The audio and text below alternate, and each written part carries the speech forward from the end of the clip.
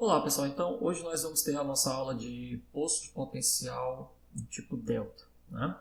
O que é o poço de potencial do tipo delta? Primeiro, né, por que a gente vai estudar esse tipo de poço de potencial se a gente estudou já o nosso poço infinito? Bom, porque o potencial do tipo delta de Dirac, né, ele tem a vantagem de ter a possibilidade de ter estados de espalhamento, né, e estados ligados. Né? Então, a gente vai estudar aqui o nosso potencial do tipo delta de Dirac, tá bom?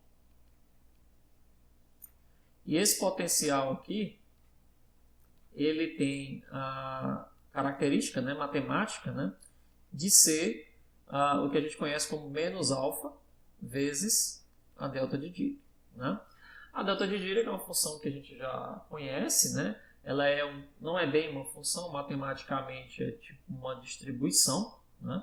A delta de Dirac é caracterizada por ser, né, zero em todo o espaço. Somente no ponto próximo de zero ela assume, né, um valor diferente de zero.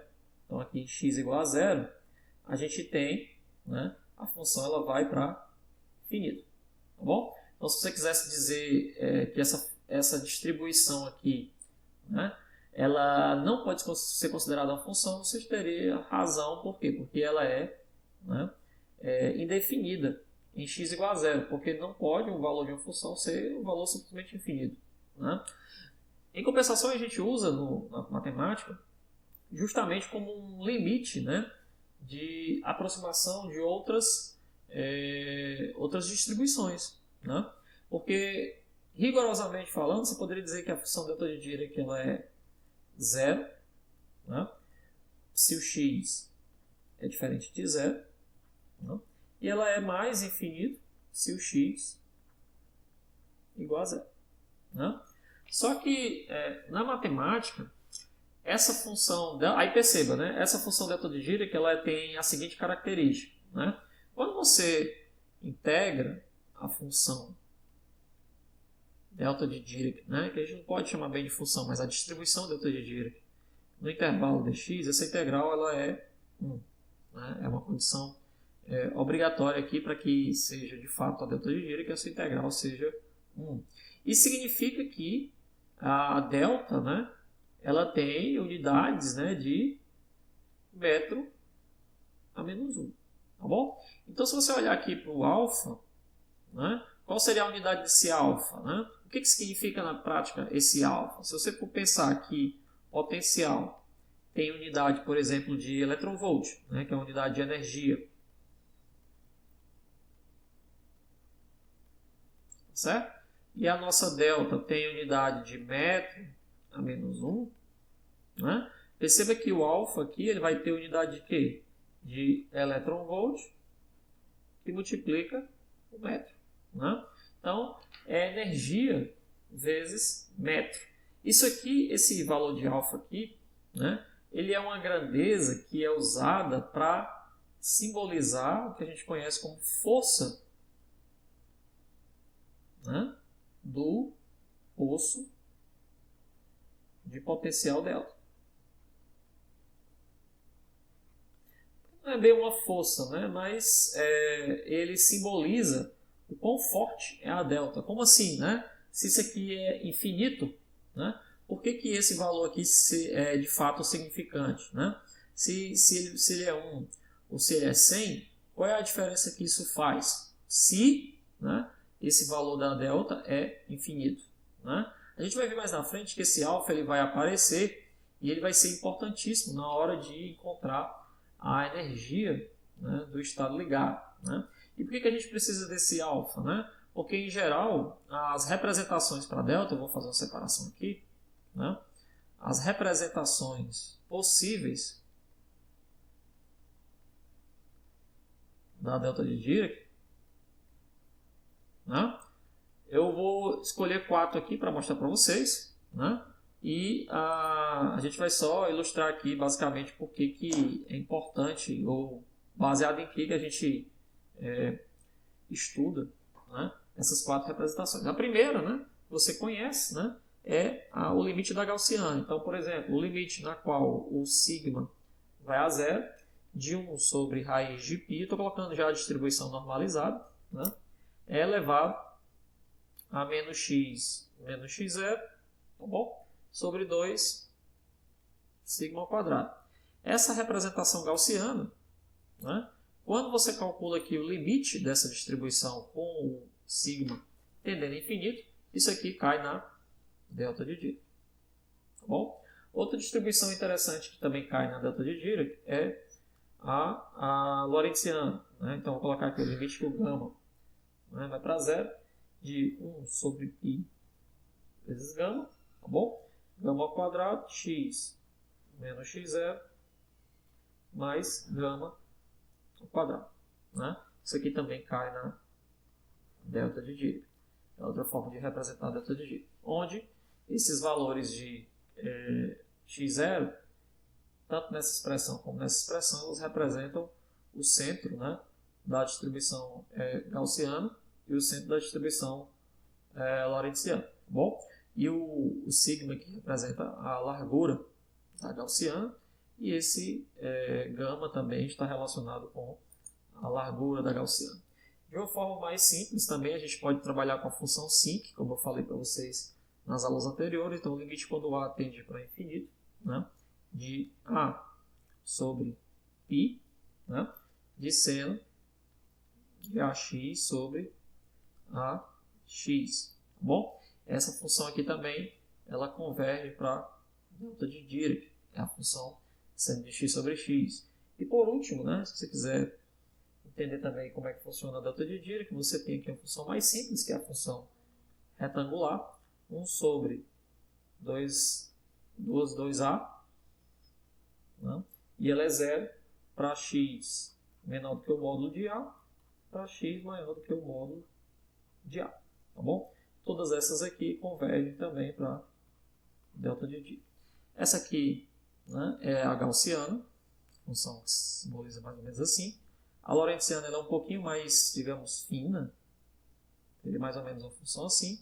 A seno de x sobre x, eu já comentei aqui com vocês, é uma função que oscila assim. Né? E aqui a gente tem a função quadrada. Né? Todas essas quatro funções, no limite que essa largura aqui, né, tende, aqui no caso é o sigma, né? Essa largura aqui está relacionada ao gama. Tá bom? Aqui, né, do A está relacionado à altura, certo? A altura aqui está relacionada à altura desse rapaz aqui. Né? E aqui também está relacionado à largura. Essa largura aqui é 2A. Tá bom? Então, o limite que esses caras vão para zero, e o limite que esse cara aqui vai para infinito, conduz todos eles à função delta de Dirac. Não. Bom, e para que a gente precisa da representação delta de Dirac? Porque no mundo da mecânica quântica, em geral, as partículas, né, elas podem ser, digamos, uma partícula que esteja livre, né, com potencial aqui todo nulo. À medida que ela vai se propagando, ela pode se deparar com o que a gente conhece como poço de potencial. Então, aqui a gente está diante de um poço, né, chamado poço quântico. Tá bom? Dependendo de quanto de energia que ela tem, né, em relação ao nível do potencial, né, essa partícula, né, ela pode ficar aqui aprisionada. Tá certo? A partícula pode ficar aqui aprisionada na forma de função de onda. Né?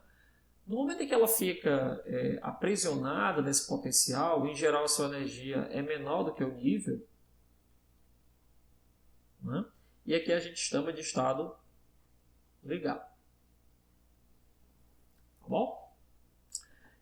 Só que esse mesmo sistema aqui, ele pode, a sua partícula, né, em relação ao nível de potencial, bom, digamos que aqui é o mesmo nível de potencial, ela pode ter uma energia que é maior do que a energia do nível de potencial, que eu estou colocando aqui como sendo zero. Né? E aí, o movimento dessa partícula, ao passar pelo poço de potencial, não necessariamente deixa a partícula presa, tá certo? Então, ela pode, de fato, cruzar esse poço de potencial desde que a energia dela seja maior. Em compensação, quando ela passa dessa região para essa outra região, algumas modificações nas suas propriedades podem acontecer. Digamos que ela tem aqui um vetor de onda K e quando passa para cá, ela tem um outro vetor K'. Alguma coisa aconteceu quando passou por esse poço de potencial.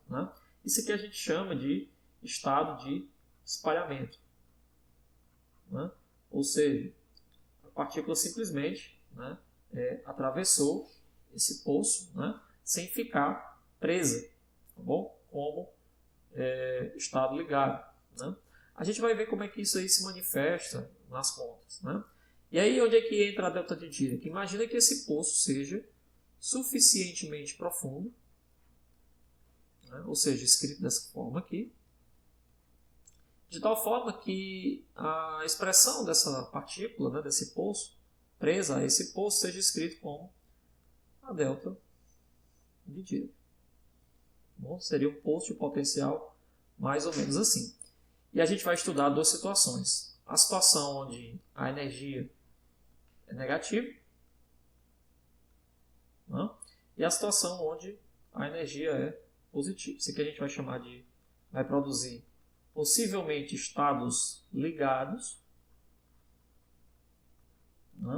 e aqui vai produzir estados de espalhamento. Tá certo? A gente vai ver como é que isso aí se manifesta nas equações. Tá bom? Os dois exemplos que a gente estudou até agora na mecânica quântica são exemplos justamente disso daí que eu estou falando. Ou seja, o poço infinito, a gente estudou que ele possui níveis quantizados de energia. E todos os estados do poço infinito são estados ligados, ou seja, a partícula realmente está presa naquele poço.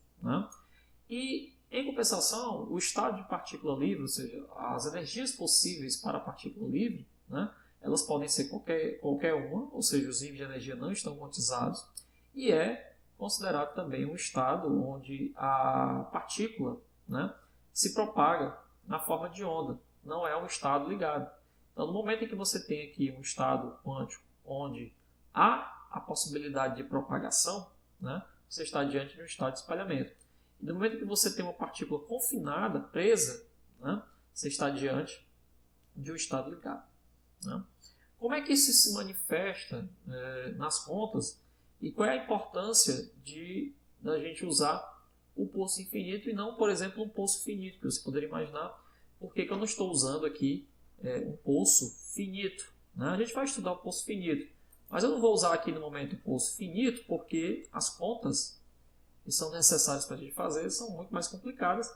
E o que é interessante aqui do poço do tipo delta é que ele vai te dizer, a gente tem mais informações importantes sobre o comportamento físico da função de onda e principalmente do estado ligado. Bom, então vamos lá. O que caracteriza a partícula ter um estado ligado ou um estado de espalhamento? Bora lá. Vamos tentar resolver primeiro. Vamos começar aqui a tentar resolver o problema para o estado ligado. O que eu estou chamando de estado ligado? Estado ligado é um estado onde a energia é negativa. Se a energia é negativa, eu vou logo de antemão dizer que o E vai ser o módulo de E. É o que eu vou colocar na equação de Schrödinger. Como é que é a equação de Schrödinger? Menos H cortado sobre 2m, tá bom? D2 dψ dx2 mais o potencial vezes a função de onda, certo? Igual a quem? A energia vezes a função de onda. Tudo bem? Quem é o potencial? Nosso potencial é a nossa delta de Dirac, só que invertida, Então eu vou chamar aqui de alfa delta de Dirac, certo? E o que a gente vai ter? Então, vai ficar assim a equação de Schrödinger. H cortado sobre 2m, derivada segunda da função de onda, né? Mais o potencial aqui que vai ficar menos delta, menos alfa delta de Dirac, vezes a função de onda. E aí eu vou colocar logo que a energia é negativa, então vai ficar menos E, sim. Bom, como é que a gente resolve esse problema aqui? Bom, se o x, o módulo de x, for maior do que zero, ou seja, para x positivo ou para x negativo, né, o meu potencial ele é zero, porque a delta de Dirac é zero. Se, né, x for igual a zero, aí o potencial é menos alfa delta de Dirac. Então o que a gente vai fazer? A gente vai resolver, né, o nosso probleminha de mecânica quântica. Primeiro para a parte negativa, x menor do que zero. Depois para a parte positiva, x maior do que zero. E vai tentar aqui resolver, né, o problema na junção, ou seja, tentar encontrar soluções, né, que satisfazem, né, as duas condições, as duas soluções, tanto da direita como da esquerda. Né? A minha energia é menor do que zero, ou seja, ela se encontra aqui menor do que o potencial. Então aqui a gente tem a nossa energia. Né? E aqui é o eixo x, potencial nessa região é zero. Como é que fica a equação de Schrödinger? Menos h cortado sobre 2m, a derivada segunda dx. Né? Como o potencial é zero, vai ficar mais zero. Nessa região x negativo ou x positivo, a gente não tem, né, potencial. Menos a energia aqui, psi. Né? Aí a gente fica com o quê? Se eu multiplicar todo mundo por menos 1, vai ficar a derivada segunda da função de onda. Né? Como eu estou multiplicando aqui por menos 1 do lado do outro, esse rapaz fica positivo, quando passa para cá fica negativo, então fica 2m módulo de E sobre H cortado, né? Sim, aqui é igual a zero. Bom, aí a gente vai fazer semelhante ao que a gente fez na partícula livre, só que agora tem um detalhe. Como a energia é negativa, esse rapaz todo é uma constante que eu vou chamar de positiva K2, e aí a gente diz que a equação de Schrödinger resultante aqui é d psi dx2 menos k ao quadrado psi igual a zero. Quais são as possíveis soluções para isso daqui? O psi de x de zero, né? Como isso aqui, a derivada segunda tem que ser negativa, né? Tem que ser menos k2, perceba que a solução do tipo elevado a kx satisfaz. Né? Mas existe outra solução também, porque quando eu derivo aqui duas vezes, né, cai um k ao quadrado, que quando eu multiplico por negativo, né, vai me dar zero. Né? A outra solução que satisfaz é a solução, a gente tem uma solução e a outra, né, que é b elevado a menos kx. Então a solução geral para esse problema aí é que a gente tenha a elevado a kx mais b elevado a menos kx. Qual é o problema? O problema é que a gente quer uma função que seja, né, normalizável. Né? Se a gente quer que a solução seja normalizável, né, para x negativo, tá bom? A solução 1, psi1, é aceitável. Por quê? Porque ela é uma solução que cresce do lado negativo. Então, esse aqui é o lado negativo da função, né? Menos infinito, por exemplo, x menos infinito. Ela é uma função que cresce. Ou seja, a função ela pode convergir. Né? A solução psi2, que é a solução lá elevada a menos kx, né, não é aceitável. Por quê? Porque ela é uma solução que nesse intervalo negativo aqui, ela é crescente. Então você não consegue normalizar. Essa daqui é normalizável, né? A integral vai convergir a zero no menos infinito, né? E essa daqui, tá certo? Ela não é normalizável. Tá bom? Mesma coisa a gente vai fazer agora para x positivo. Para x positivo, por exemplo, o nosso psi de 1, por outro lado, não vai ser aceitável. Por quê? Porque do lado negativo, ela vai, do lado positivo agora, de x, né? X mais infinito, tá bom? Ela vai crescer. Tá bom? Se ela cresce, não é normalizável. Tudo bem? Por outro lado, a nossa psi de x2 é aceitável. Por quê? Porque do lado positivo de x, tendendo aqui para mais infinito, a função psi de x2 ela decresce. Então, você pode normalizar.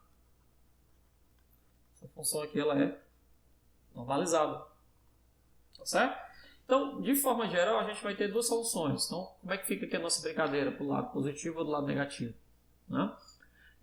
A solução, né? O que a gente vai ter então? Solução para x negativo.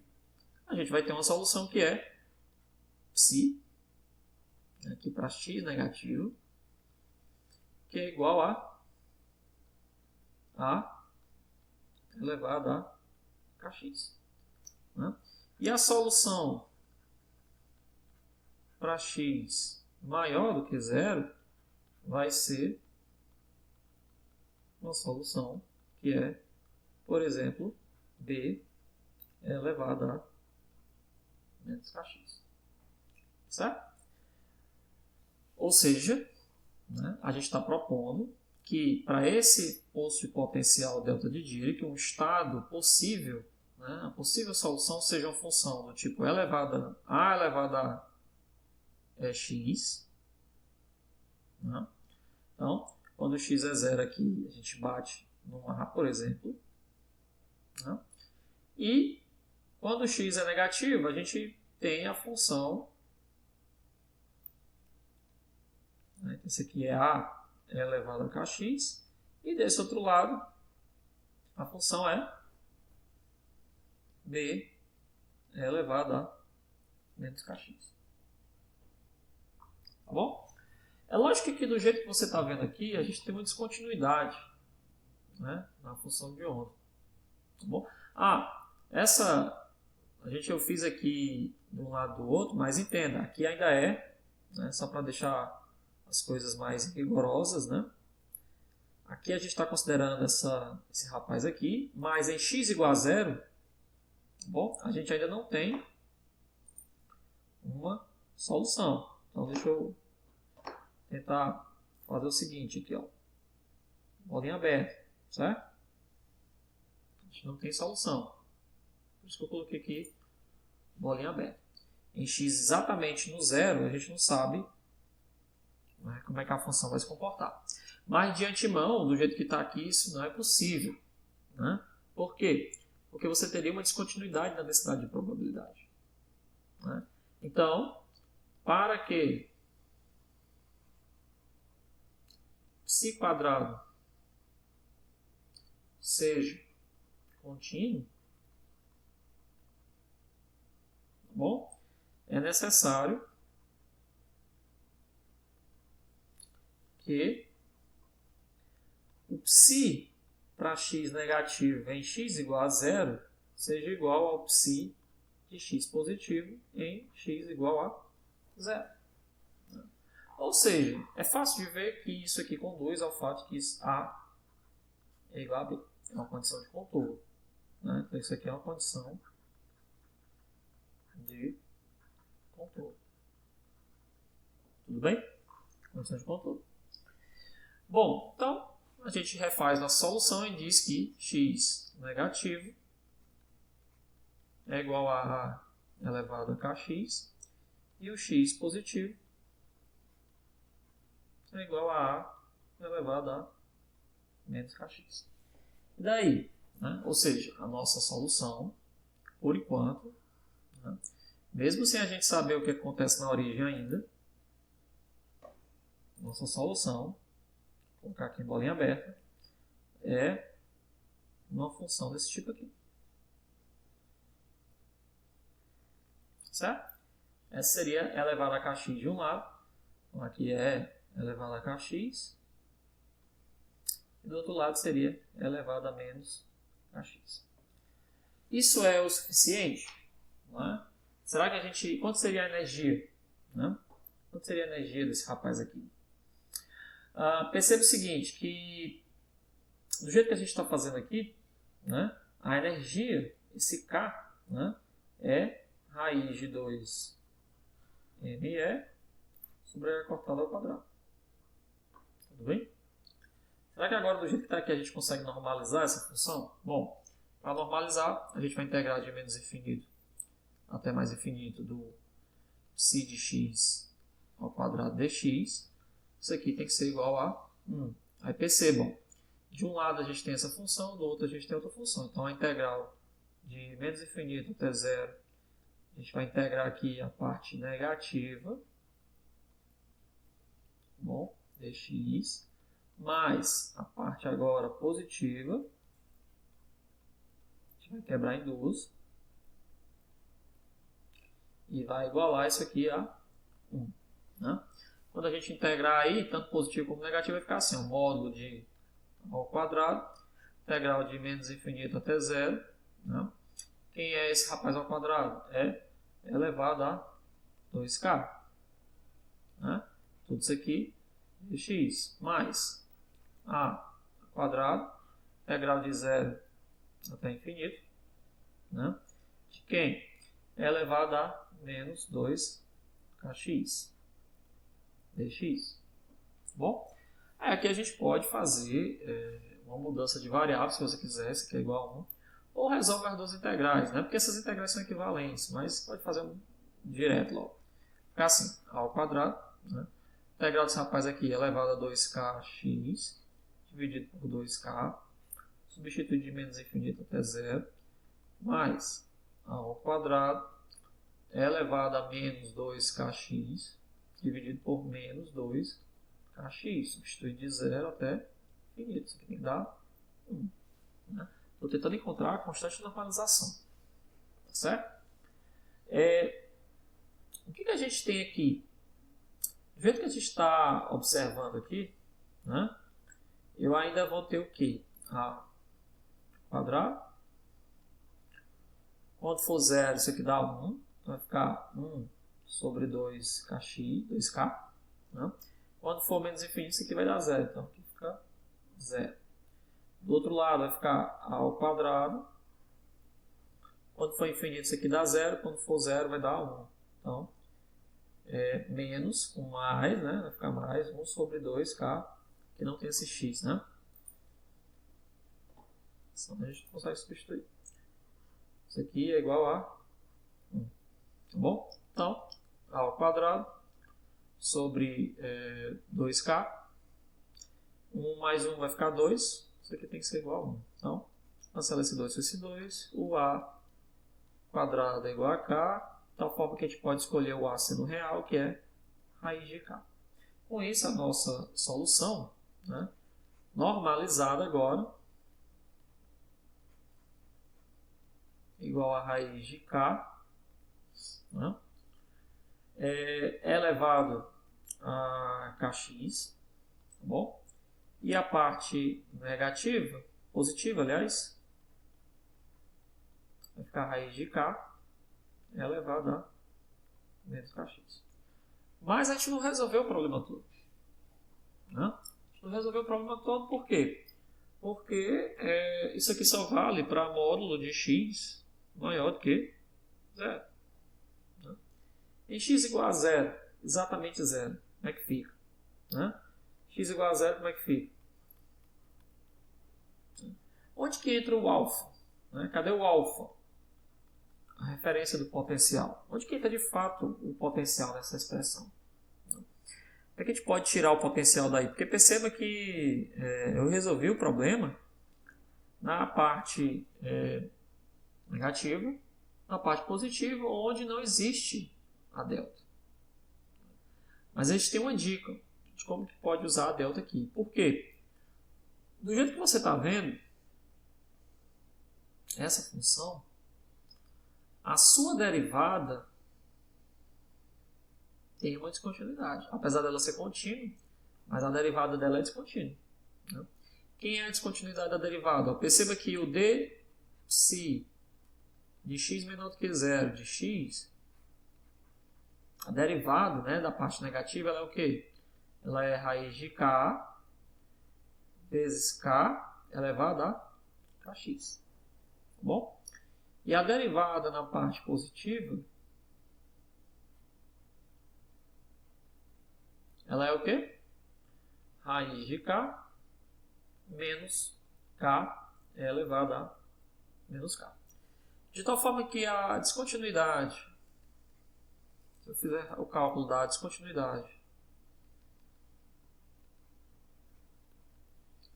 de psi de x em x igual a zero, né, vai ser o quê? Vai ser a derivada de x, né, positivo em x igual a zero menos a derivada de x negativo em x igual a zero.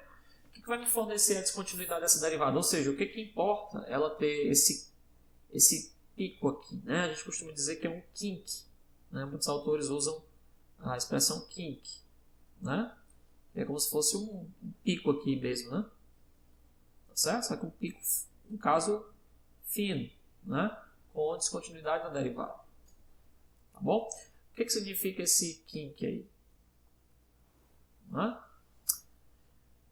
Rigorosamente falando, está aqui, ó, vai ser uma derivada que é negativa, a outra é positiva, então esse cara aqui vai ficar menos raiz de k, né?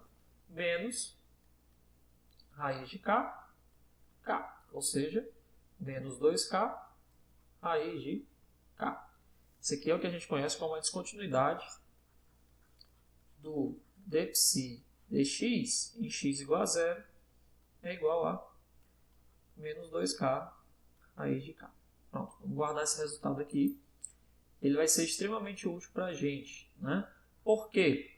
Porque eu não consegui ainda correlacionar isso aqui, essa descontinuidade aqui, com o potencial em si. Onde está o alfa aqui ainda? Onde que entra o alfa? Certo? Não consigo correlacionar, não consigo estabelecer uma relação, né? A não ser a relação de partícula livre da energia, porque o K, por enquanto, é simplesmente raiz de 2mE sobre o cortado. Então, qual é a diferença desse sistema aqui de partícula livre? Por enquanto, nada. Por quê? Porque eu não consegui relacionar com alfa ainda. Né? A dica, né, a estratégia é investigar o que acontece com a equação de Schrödinger exatamente no ponto onde você tem essa descontinuidade. Porque o que me diz a equação de Schrödinger? É uma equação de segunda ordem derivada. É assim, ó. Esse rapaz aqui, d psi x2, né, mais o potencial vezes o psi igual a E psi. Né? Então, quando eu quero tentar resolver a equação de Schrödinger, como é que fica aqui? Fica assim, raiz de 2 cortado sobre 2m, derivada segunda, né? É igual a E menos o rapaz aqui, né? Só que negativo, psi. Né? Ou seja, a derivada segunda. A equação de Schrödinger me diz que a derivada segunda da função de onda ela é v de x menos o epsilon, raiz de 2m sobre h cortado, tá bom? Psi de x. Né? Pode parecer uma álgebra simples aqui, mas ela vai me dizer uma coisa muito importante. Ó. O que acontece, né, quando a gente tem uma função aqui que está relacionada com a função delta de Dirac? Né? Ou seja, a derivada segunda cai numa delta de Dirac. Né? Por que a gente tem a delta de Dirac aqui? O que tem que acontecer com a função, né, com as suas propriedades de derivada na origem, né, para que a gente consiga correlacionar a delta de Dirac com o comportamento da função? O que a gente tem que fazer? Bom, para resolver esse probleminha aí, eu vou analisar exatamente o que acontece nas imediações da origem. Então, digamos que aqui é o nosso eixo x, né? O potencial é zero aqui, mas exatamente na origem ele é diferente de zero, que é a nossa delta.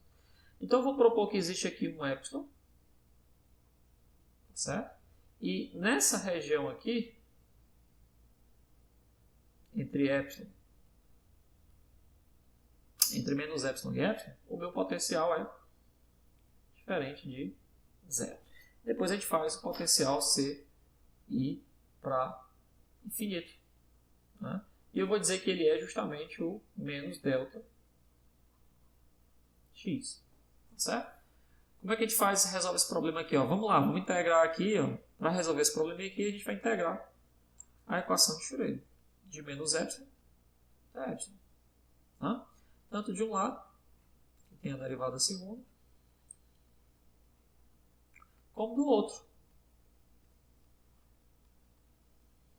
Que nessas imediações aqui o potencial é diferente de zero.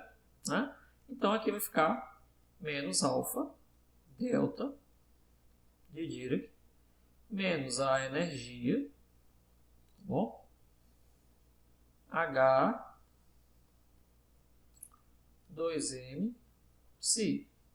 Isso aqui é integrado em x. Certo? Daí, vamos desmembrar. Ó. Quanto é que é a integral aqui? A integral da derivada segunda vai ser a derivada primeira. Então, a gente tem a derivada primeira em x igual a epsilon, menos a derivada primeira em x igual a menos epsilon, de um lado. E essa primeira parte da integral aqui vai ficar a integral, vai ficar 2m sobre h cortado, né? Aí menos alfa, tá bom? Integral de menos epsilon até epsilon, de delta de Dirac, psi de x, dx. E do outro lado vai ficar menos 2m integral sobre 2h cortado ao quadrado, integral de menos epsilon a epsilon, de quem? De psi de x dx. Tá bom? Olha que interessante, ó. Desse lado de cá a gente tem que a derivada em x igual a epsilon e a derivada da função em x igual a menos epsilon, né? Vai ser igual a menos 2 vezes o alfa, já cortado sobre 2, a integral desse rapaz aqui, ora. Mas perceba que a função delta de Dirac, né, ela é zero em todo o espaço e ela é diferente de zero, né, ela é infinito, em x igual a zero. X diferente de zero e aqui x igual a zero. E uma das propriedades da delta de Dirac é que ela filtra o valor da função, ou seja, a integral de qualquer valor, menos a até a de delta de x, psi de x dx, né? Isso aqui é igual a psi de x zero. De forma geral, a delta de Dirac ela tem a seguinte propriedade, né? A integral de menos a até a, ou de menos infinito até infinito,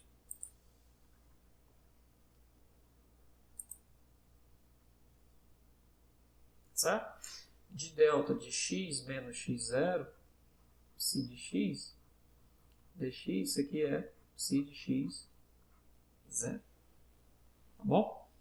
Essa é uma das propriedades da delta de Dirac que mais à frente a gente vai discutir mais um pouquinho. Vou trazer para vocês uma aula aqui de delta de Dirac para a gente entender melhor. Né? Então essa primeira integral aqui vai ser o quê? Vai ser simplesmente psi de 0. Né? E essa outra aqui, ó, então vai ficar menos ainda aqui, 2me, integral de menos epsilon a epsilon de psi de x dx. Bom? Então, ó, eu sei resolver esse cara aqui?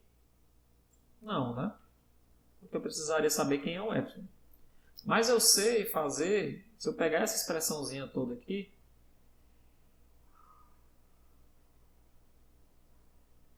certo? E tornar agora o epsilon tendendo a 0, né? Ou seja, muito pequeno, fazer o limite desse epsilon tendendo a 0, eu vou ficar com o quê? Eu vou ficar aqui a derivadas primeira em x igual a 0, só que do lado positivo, né? Menos a derivada em x igual a 0 do lado negativo da função. Né? Vai ser igual, aí aqui não depende de epsilon, menos 2 alfa sobre a cortado psi de 0. E esse rapaz aqui, né? A integral de psi de dx, como aqui o psi é uma função contínua, né? Quando eu fizer o limite de epsilon tendendo a 0, essa integral tende a 0. Por quê? Porque essa integral aí é justamente essa integral aqui, ó. É como se eu estivesse calculando essa área aqui. Aqui está o 0. Aqui está o mais epsilon. E aqui está o menos epsilon. Então, eu estou calculando essa área aqui. Tá certo? É isso que a integral aqui está fazendo. Né? Isso aqui é justamente a integral de menos epsilon psi de x dx. Se o epsilon tende a 0, essa integral aí tende a 0 também. Com isso, no limite em que esse epsilon tende a 0, esse cara fica somente 0. Ou seja, a descontinuidade da derivada primeira da função da equação de Schrödinger, quando a gente tem funções do tipo delta na origem,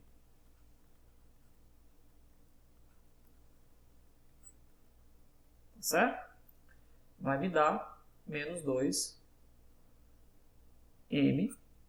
sobre a cortada alfa psi de x de 0. Olha que interessante. A gente pode até generalizar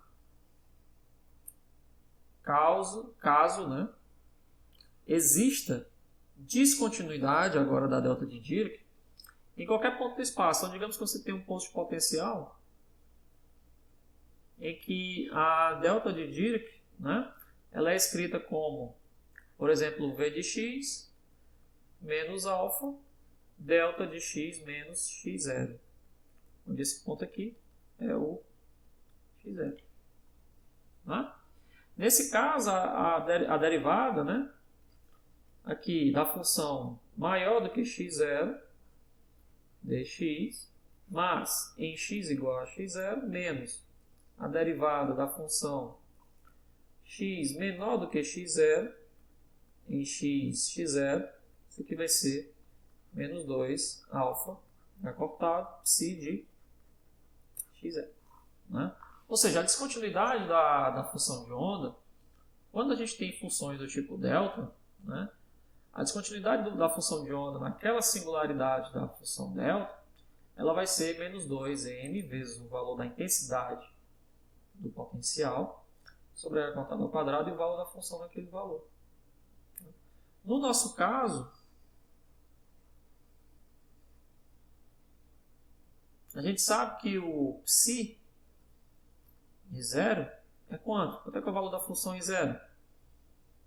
Aqui, ó. A gente já fez essa conta. O valor da função em x igual a zero é raiz de k. Certo? Isso aqui é raiz de k. Que era o valor da constante de normalização. Né?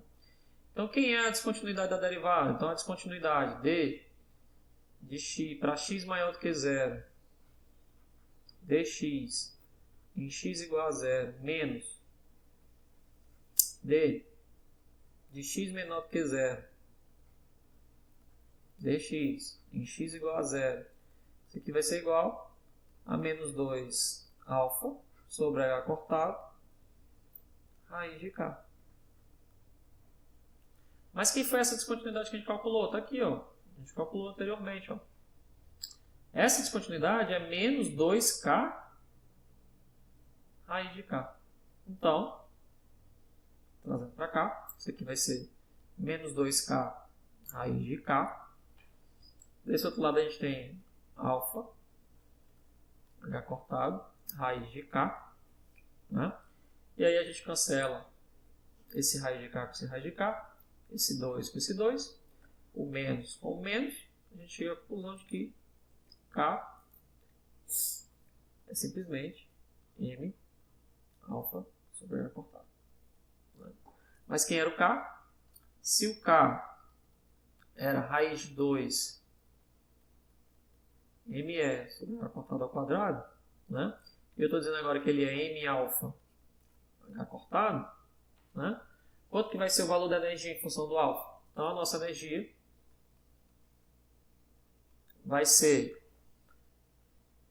m ao quadrado, alfa ao quadrado, h cortado à quarta potência, h cortado ao quadrado, levando ao quadrado todo mundo, 2m.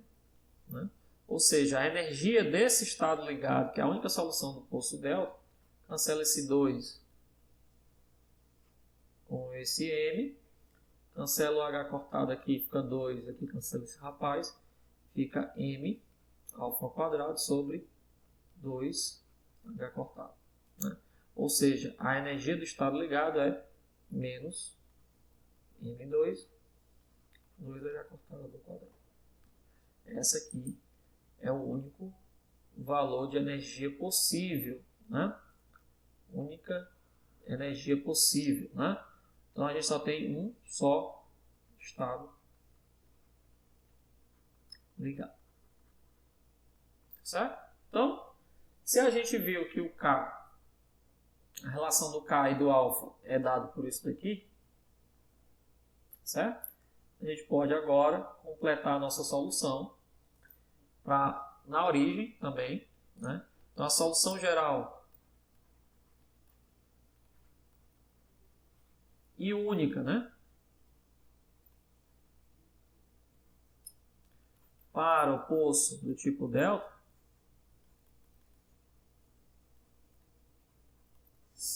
né? Vai ser o quê?